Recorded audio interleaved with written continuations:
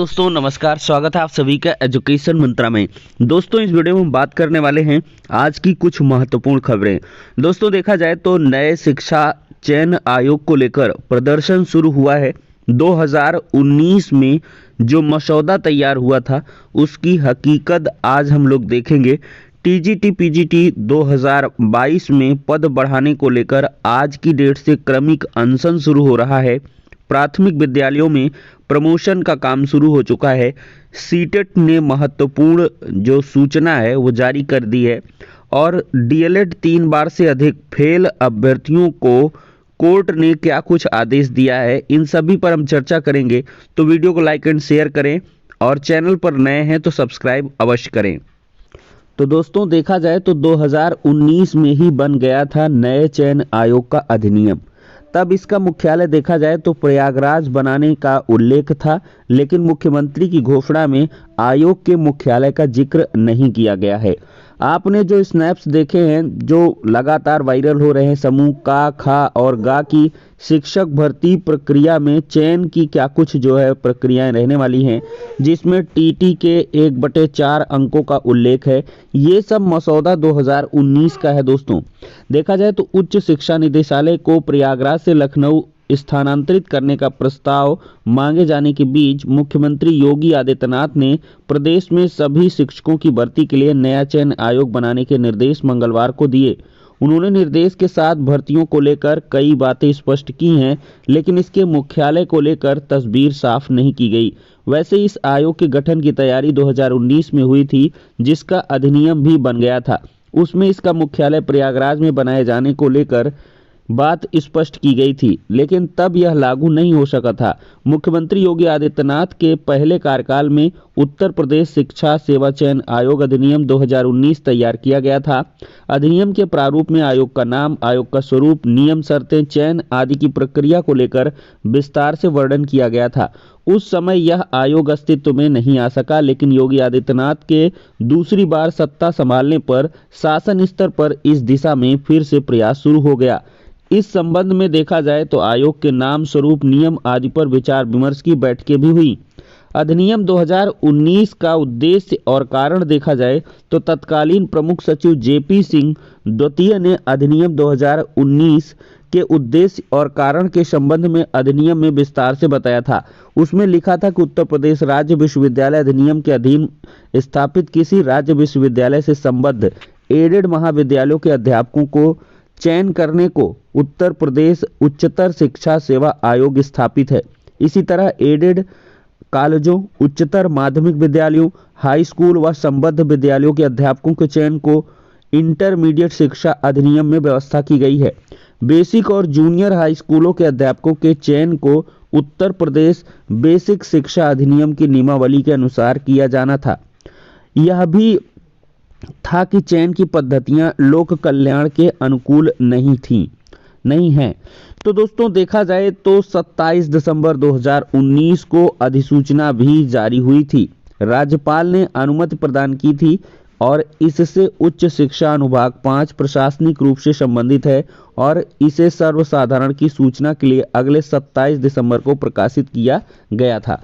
तो दोस्तों जो भी आप चयन प्रक्रिया से संबंधित चीजें देख रहे हैं वो पुरानी हैं और इन चयन प्रक्रियाओं को फिर से निर्धारित किया जाएगा। योगी आदित्यनाथ जी ने जो नए शिक्षा चयन आयोग को निर्देशित किया है कि इसका पूरी तरीके से मतलब इसको स्वरूप देने के लिए तैयारियां कर दी जाएं, उसकी जो सैद्धांतिक सहमति है वो योगी आदित्यनाथ जी ने दी है। तो अब दोस्तों आगामी 10 से 15 दिन या 1 महीने में आपके सामने बहुत सारी चीजें नजर आएंगी। वो मसौदा दोस्तों पुराना है, उसमें से भी बहुत सारी चीजें ली जा सकती हैं या चीजों को नए तरीके से भी फ्रेम किया जा सकता है। इसके लिए आपको इंतजार करना होगा। लेकिन बहरहाल देखा जाए टेट का 1/4 वाला जो मामला है या सुपर टेट का 1/4 या कुछ लोग कह रहे हैं कि टेट का 25% लेगा और सुपर टेट का 35, एस टेट का जिसको आप लोग सुपर टेट कहते हो इसका 35% लेगा, मतलब 35, 5, 40, 20, 60%। तो ये सब कपोल कल्पित दोस्तों चीजें हैं, अभी कुछ भी क्लियर नहीं है। इसको लेकर आप परेशान बिल्कुल ना हो और जल्द ही इसके लिए जो है नया नियम जो है बन जाएगा और उसमें मैं भी यही चीज़ें एज इट इज रहें। लेकिन बीटीसी वाले जो परेशान हैं कि एकेडमिक हट जाएगा, तो मेरे हिसाब से एकेडमिक रहेगा। वो कितना रहेगा, क्या रहेगा, ये तो आगे आने वाला समय ही बताएगा, नियम ही बताएगा कि क्या कुछ बना है। लेकिन चेंज ये लोग कुछ करने वाले हैं, क्योंकि बहुत सारे अधिकारियों ने भी कहा है कि चयन प्रक्रिया में या पाठ्यक्रम में बदलाव आपको देखने के लिए मिलने वाला है। दोस्तों देखा जाए तो उच्च शिक्षा निदेशालय स्थानांतरण के विरोध में कलम बंद हड़ताल शुरू हुई है। धरने पर बैठे कर्मचारियों ने आम सभा में लिया सामूहिक निर्णय। प्रयागराज से लखनऊ तक स्थित कार्यालयों में 2 दिन नहीं होंगे कामकाज। तो ये एक बड़ी खबर है। और साथ ही साथ शिक्षा सेवा चयन आयोग के मुख्यालय के लिए संघर्ष शुरू होगा। प्रयागराज में नहीं बना मुख्यालय तो लगेगा शहर की पहचान को झटका। मुख्यालय नहीं बना तो अर्थव्यवस्था को भी झटका लगेगा। और साथ ही साथ शिक्षा आयोग के खिलाफ कल प्रदर्शन होगा। तो नए शिक्षा सेवा चयन आयोग के गठन के खिलाफ छात्र लामबंद हो रहे हैं और 6 जनवरी को पत्थर गिरजाघर के पास धरना प्रदर्शन की घोषणा की गई है। यह निर्णय युवा मंच की बुधवार को छोटा बघाड़ा स्थित एनी बेसेंट स्कूल में हुई आम सभा में लिया गया है। धरना प्रदर्शन के दरमियान शिक्षा सेवा चयन आयोग का गठन न करने और उच्च शिक्षा निदेशालय को प्रयागराज में बनाए रखने की मांग को लेकर प्रशासन के माध्यम से मुख्यमंत्री को ज्ञापन प्रेषित किया जाएगा। युवा मंच के संयोजक राजेश सचान और अध्यक्ष अनिल सिंह का कहना है कि प्रदेश में बेरोजगारी की स्थिति भयावह है। शिक्षकों के हजारों पद रिक्त पड़े हैं। अलग अलग संस्थाएं भर्ती पदों को नहीं कर पा रही हैं। तो ऐसे में एक आयोग बेसिक माध्यमिक उच्च शिक्षा में जो समय से भर्ती है उसको कैसे पूरा कर सकेगा। अगर यही सब है तो मुख्यालय क्यों नहीं। छात्र नेताओं का कहना है कि प्राथमिक विद्यालयों, माध्यमिक विद्यालयों, उच्च शिक्षा में शिक्षक भर्ती करने वाली सभी संस्थाएं प्रयागराज में ही हैं। तो ऐसे में मुख्यालय हर हाल में प्रयागराज में होना चाहिए। किसी को भी शिक्षा की नगरी प्रयागराज की पहचान से खिलवाड़ करने का अधिकार नहीं है। अब देखते हैं दोस्तों, ये संघर्ष बहुत ज़्यादा हो रहा है। ये संघर्ष किस प्रकार से आगे बढ़ेगा ये तो आपको 10-15 दिन में क्लियर हो जाने वाला है। दोस्तों देखा जाए तो प्राइमरी शिक्षकों की प्रोन्नति प्रक्रिया शुरू हो चुकी है। 13 जनवरी तक रिक्त पदों की सूचना तलब की गई है और करीब 67,000 जो पद हैं वो खाली होने का अनुमान है। और 67,000 अगर प्रमोशन होते हैं तो ये नई शिक्षक भर्ती के रास्ते को बहुत ही ज़्यादा सुगम करने वाले हैं। दोस्तों डीएलएड प्रशिक्षु जांचेंगे प्राइमरी के बच्चों का ज्ञान। तो यहाँ पर एक दिन के लिए 500 रुपये जो है प्रोत्साहन राशि डीएलएड प्रशिक्षुओं को दी जाएगी और एक विद्यालय के 30 बच्चों का यानी कि हर कक्षा के 10-10 छात्रों का आकलन ये डीएलएड के प्रशिक्षु जो है करने वाले हैं। दोस्तों डीएलएड 3 बार से जो अधिक फेल हो चुके हैं इनके प्रत्यावेदन का मामला हाई कोर्ट में चल रहा है और हाई कोर्ट ने दोस्तों इस मामले में सुनवाई की है। ये दोस्तों देख सकते हैं केस स्टेटेड रेट सी है 26/163/2022। डेट ऑफ फाइलिंग 29/8/2022 है। और यहाँ पर दोस्तों देखा जाए तो नेक्स्ट हियरिंग डेट जो है 10 जनवरी की लगाई गई है। तो 10 जनवरी को ये मामला फिर से सुना जाएगा और 10 जनवरी को इसमें बहुत कुछ क्लियर होने वाला है कि 3 बार से अधिक जो फेल प्रशिक्षुओं का प्रत्यावेदन का मामला है तो उसमें क्या कुछ होने वाला है। इनके मार्कशीट वगैरह में भी रोक लगाई गई थी जो 3 बार से अधिक फेल हैं। तो इस मामले पर फाइनल ऑर्डर 10 जनवरी को देखने के लिए मिल सकता है।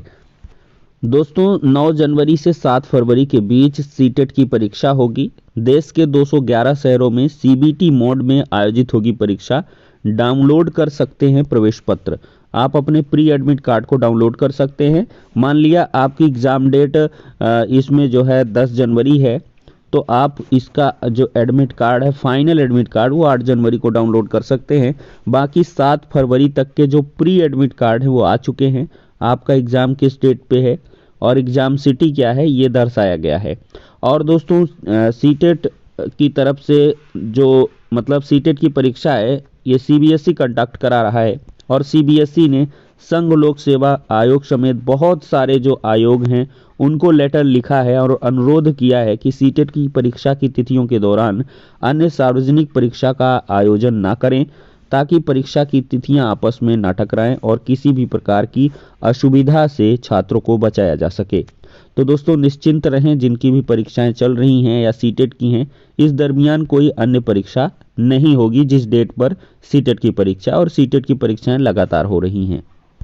दोस्तों टीजीटी पीजीटी 2022 में पद बढ़ाने को लेकर आज से क्रमिक अनशन शुरू होगा। चयन बोर्ड ने 4163 पदों पर भर्ती के लिए जारी किया है विज्ञापन। विज्ञापित पदों में तदर्थ शिक्षकों के पद शामिल किए जाने की मांग को लेकर यहां पर जो प्रदर्शन है वो होने वाला है। तो प्रतियोगी छात्र प्रतिनिधिमंडल सीता प्रसाद ओझा ने बताया है कि इस मांग को लेकर गुरुवार को सुबह 11 बजे से चयन बोर्ड के बाहर क्रमिक अनशन शुरू किया जाएगा। तो दोस्तों इसी के साथ सारी इन्फॉर्मेशन शॉर्ट फॉर्म में हो चुकी हैं। नेक्स्ट वीडियो में मिलते हैं।